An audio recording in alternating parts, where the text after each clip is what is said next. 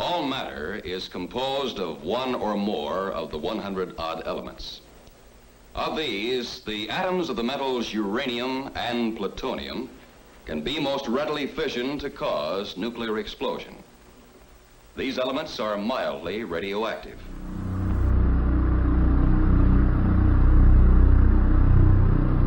Just as in other kinds of industry, the nuclear industry produces its share of waste.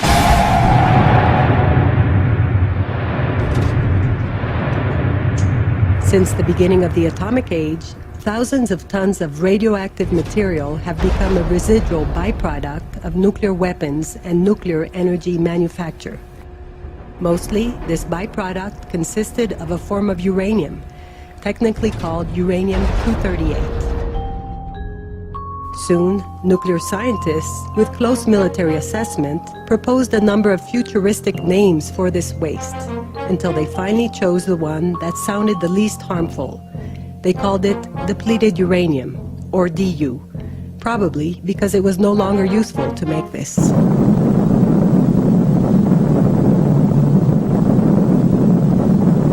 But something that falls short of destroying the world is not necessarily healthy. Depleted uranium is not decaffeinated coffee. For decades, it was handled as a nuclear waste that had to be stored in high-security facilities. Sadly, such cares did not last very long. Despite the fact that depleted uranium's radioactive properties have a lifespan of 4.5 billion years, which is roughly the age of our young planet Earth, in a blink of an eye, the U.S. Nuclear Regulatory Commission assigned DU the new tag of resource material. And even if the new name did not change any laws of physics, it certainly changed the rules of engagement in modern warfare.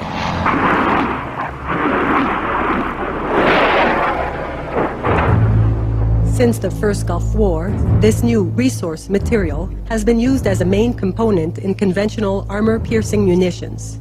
And not only was this a cheaper alternative for safe nuclear waste disposal, for many others around the world, this meant that there was a price to pay.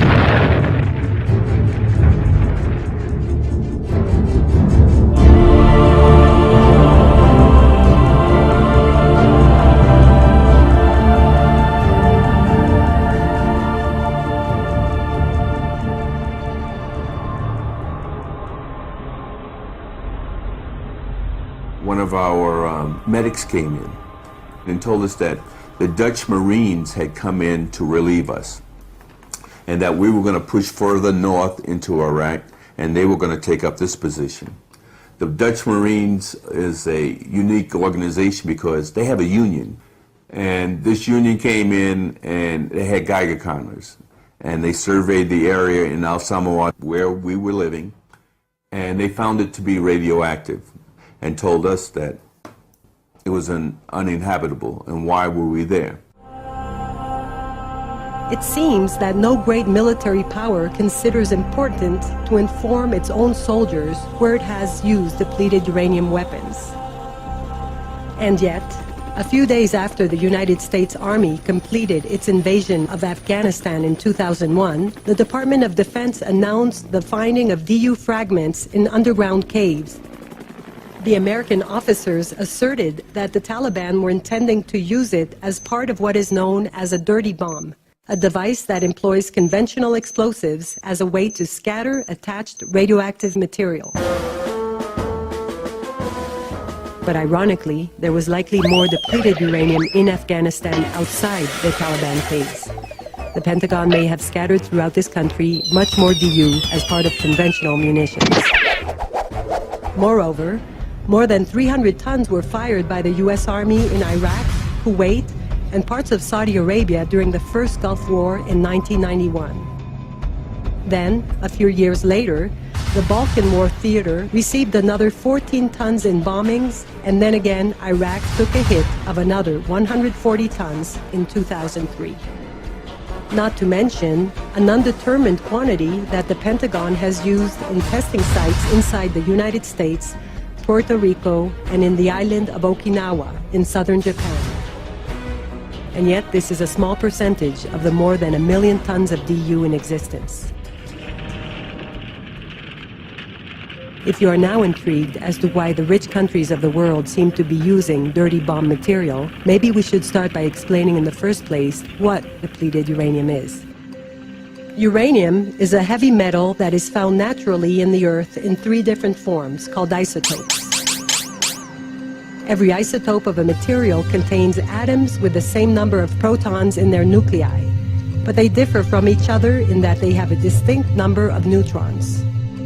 Every uranium isotope has 92 protons, but if it had 146 neutrons, then it would be uranium-238.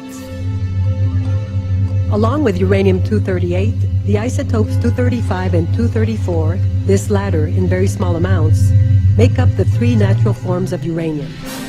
All of them are found mixed in uranium-rich minerals, but can be separated artificially. Depleted uranium, then, is no other than the isotope uranium-238 in an almost pure form, split from uranium containing important percentages of uranium-235, which is called, in contrast, enriched uranium. This enriched uranium is the one with the capability of sustaining chain reactions, which make nuclear bombs and reactors work. Yet, the distribution and nature of these isotopes is very uneven. For every kilogram of enriched uranium obtained, 7 kilograms of DU result as nuclear waste. Although nearly 20 countries are known to use DU in their arsenals, no other military institution has gotten so much out of this waste than the U.S. Army. The Pentagon obtained from it a substantial part of its tank and air artillery munitions, and DU presence is suspected in some of its long-range missiles. Depleted uranium itself is not used as an explosive, but as a penetrating material. With nearly twice the density of lead, projectiles fabricated with this metal easily pierce all kinds of armor. For instance, in the case of an Abrams tank ammunition, the casing's main body contains an explosive combustible that propels a slim DU projectile placed in the forefront of the shell. When fired, it loses an aluminum frame that keeps it aligned along the cannon, and the remaining projectile is a DU dart no thicker than a broomstick. The sheer heat produced by the impact disintegrates something between 30 to 70% of the projectile's mass before it exits the other side of the target, leaving a deadly wake of incandescent metal that burns alive the vehicle's crew. Yet, the controversy over these weapons comes not from the way they kill on the battlefield, but rather from the clouds of radioactive and chemically toxic dust ejected to the atmosphere by the disintegrating ammunition at impact. Anyhow, the Pentagon has already created what may be called a DU diplomacy, insisting to the public that there are 3 main reasons as to why spreading DU dust represents no danger. First of all, the Pentagon says that depleted uranium is considerably less radioactive than natural uranium. The reason is that the 238 isotope emits mainly a weak kind of radiation that does not penetrate the skin, known as alpha radiation. Secondly, the Pentagon argues that the fallout of DU particles only cover a 50-meter perimeter around the impact point and does not reach populated areas. And thirdly, the Pentagon asserts that there is no health crisis among soldiers or civilians whose symptoms may be linked with DU exposure. But all these reassuring statements have been put into question. An international coalition of scientists and activists, the International Coalition to Ban Uranium Weapons, has been collecting data and campaigning globally for the elimination of DU weaponry. Technical information offered by this group to the Belgian Ministry of Defense led to the banning of DU in Belgium's armed forces. One of its first active members was Damasio Lopez from New Mexico. Damasio learned about DU more than 20 years ago, long before it was used by the Pentagon on the battlefield. His parents' home in the locality of Socorro lay in the vicinity of a weapons test site used by the Army. Almost every time an explosion would go off, we'd see a big, huge black cloud of smoke would go up in the air. And one of the things that concerned me was that the prevailing winds would bring this cloud of smoke right over the tiny town of Socorro. And this testing site was less than 2 miles, not even that. My house was actually one of the first houses where the smoke could go over. And my dad would be out there in the garden, taking in the fresh air, just happy as he could be. He eventually got several types of cancers and died, and a really slow death and a very harsh one. Suspicious, Damasio began inquiring about what was behind these explosions and found out that the black clouds were produced by DU rounds. When he began questioning the safety of these tests, he found a negligent stance from his government. He was just told that there was no proof that DU was a health hazard. And yet, public interest would have required the Pentagon to prove that DU was safe in the first place before puffing it in the air. Sadly, the situation was worse than mere negligence. The Pentagon had in fact conducted its own studies, and these concluded that DU was actually a health hazard, as it was noted in a first Gulf War era memo from the Department of Defense. In a 1991 memo from Los Alamos National Lab, this was again acknowledged, but the only concern was that public knowledge of that fact could make DU weapons politically unacceptable. And then a voice of alert came from inside the very high ranks of the Pentagon. The chief of the Nuclear Sciences Division in the Armed Forces, Colonel Asaf Durakovich, one of the utmost authorities in nuclear medicine inside the U.S. Army. In 1991, Durakovich discovered DU contamination in urine samples from 14 sick veterans from the first Gulf War. Instead of addressing his warnings, the Army took the step of firing him, and the 14 samples disappeared mysteriously. Notwithstanding, the ex-colonel has continued independent research of DU's health effects outside the United States. I decided to continue my work because many of those soldiers were dependent on me, and I started with them before I was terminated in my position. We have evidence in our own patients that their cells contained chromosomal damage and mutations, so there is no doubt that depleted uranium present in the body of American, Canadian, and British soldiers did already cause genetic mutations that are going to follow for many generations to come. But if depleted uranium is less radioactive than natural or enriched uranium, why could it be a threat to public health? To understand this, we must keep in mind a series of facts that come from the United States Department of Defense itself. In 1995, the Pentagon produced an instructional video with the aim of creating awareness among its soldiers about the toxic effects of DU. Depleted uranium dust or smoke may be inhaled. It was quite a strong warning, especially when the first recommended step in assisting a fellow trooper was to scan him with a Geiger counter. Wash out all minor cuts on hands. Just one little detail. The instructional was never shown to the soldiers themselves. This video sits in Washington somewhere, and it was never shown to the soldiers. We did not have any idea about this when we were being trained at Fort Dix. If this information had been given to us, I'm sure 90%, if not 100% of us, would have never entered any of these tanks.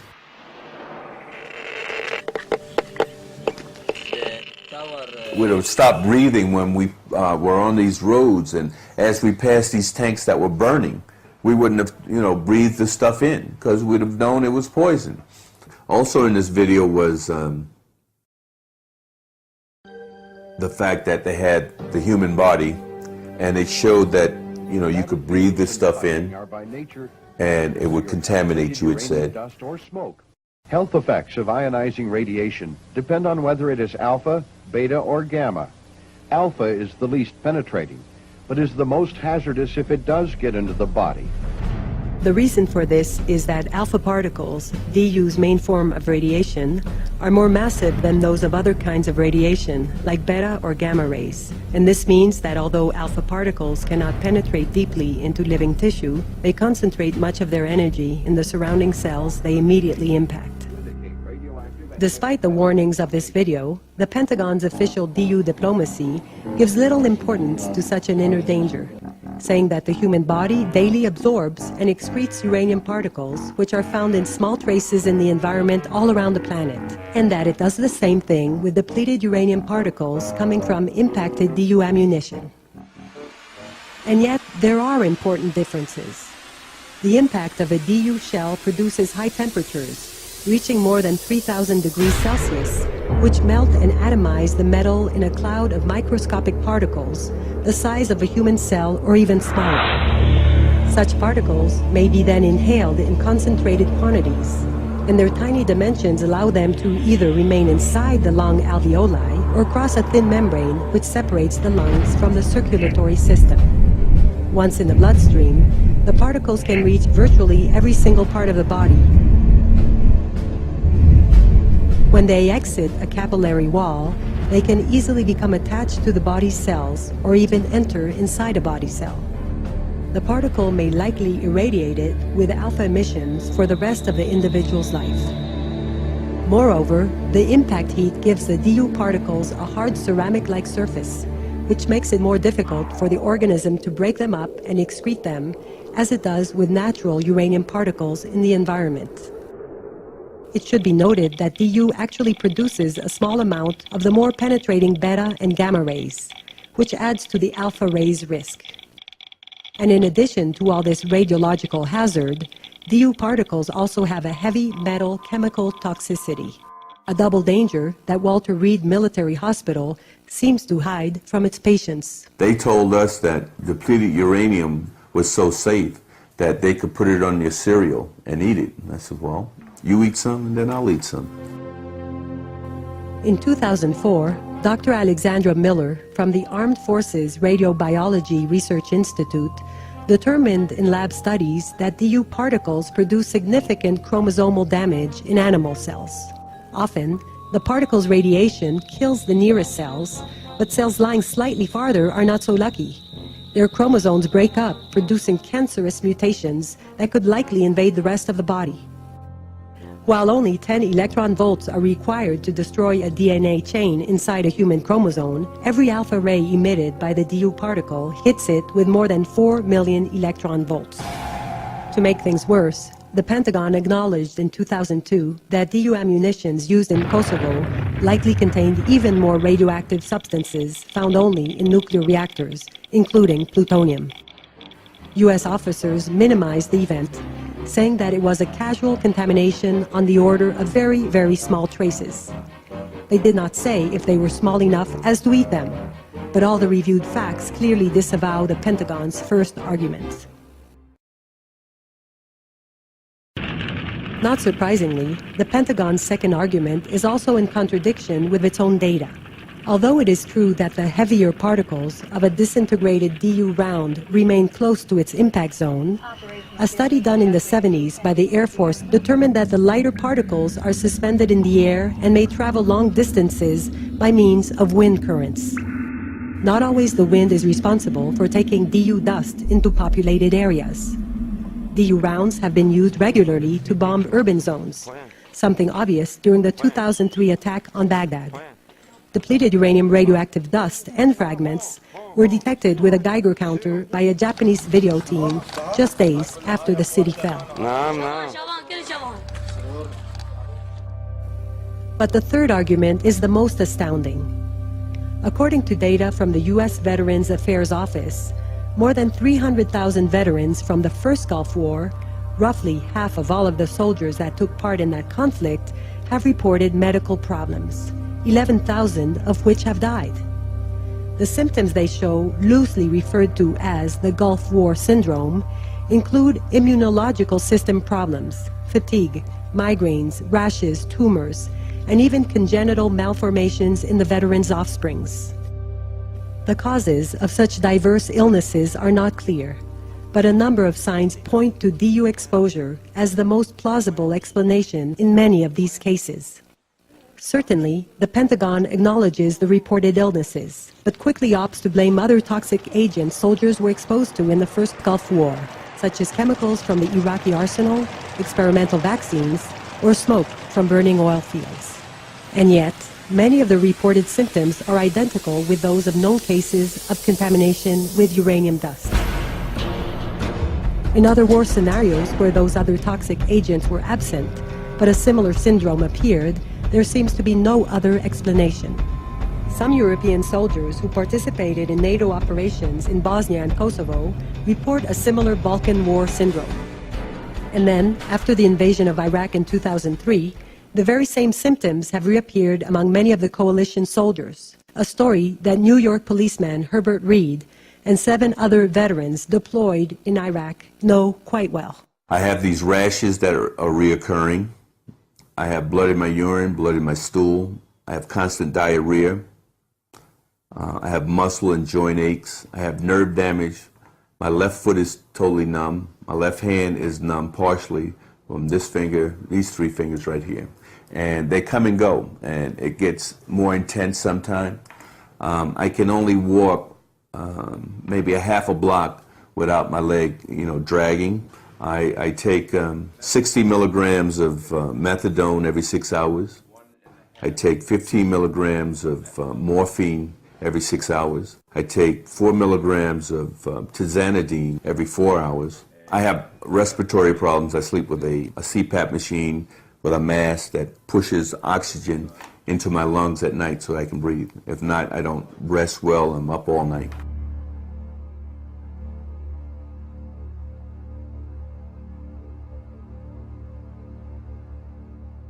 The doctors at Walter Reed said there is no test for depleted uranium, that it was all in our heads, and next thing we knew, we were seeing psychiatrists. But something in their heads told them to look for a second opinion. They decided to take a test in a German lab which came out positive for uranium in all cases, a result that allowed them to sue the U.S. Army in a New York court. They got sick from serving there.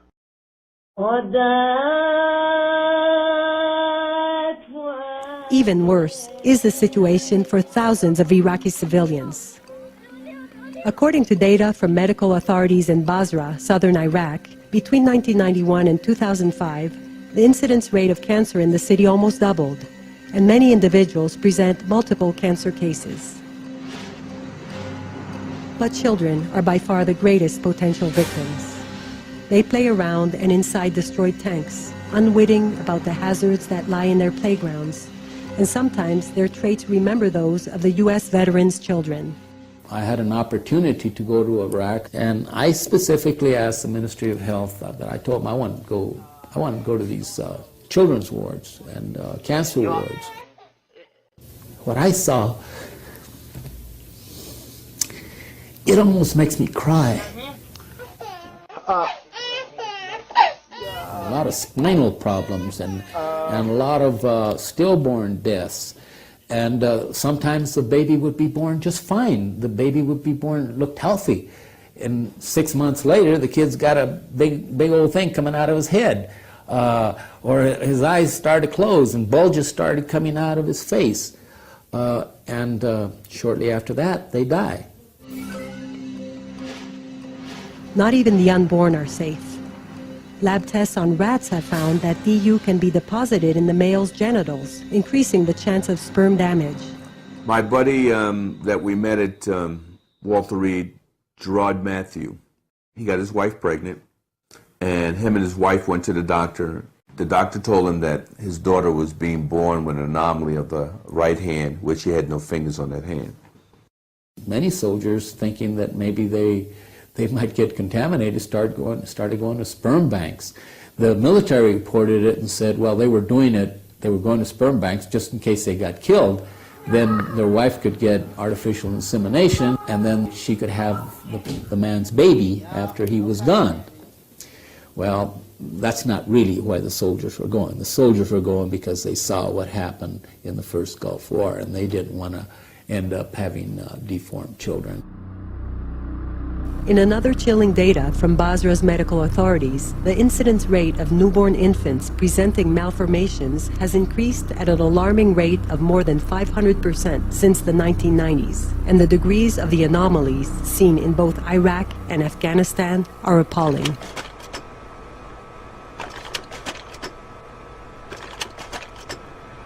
But the U.S. and some of its NATO allies decry all reasonable questioning of the use of DU weapons as some kind of strategic propaganda against their military interests.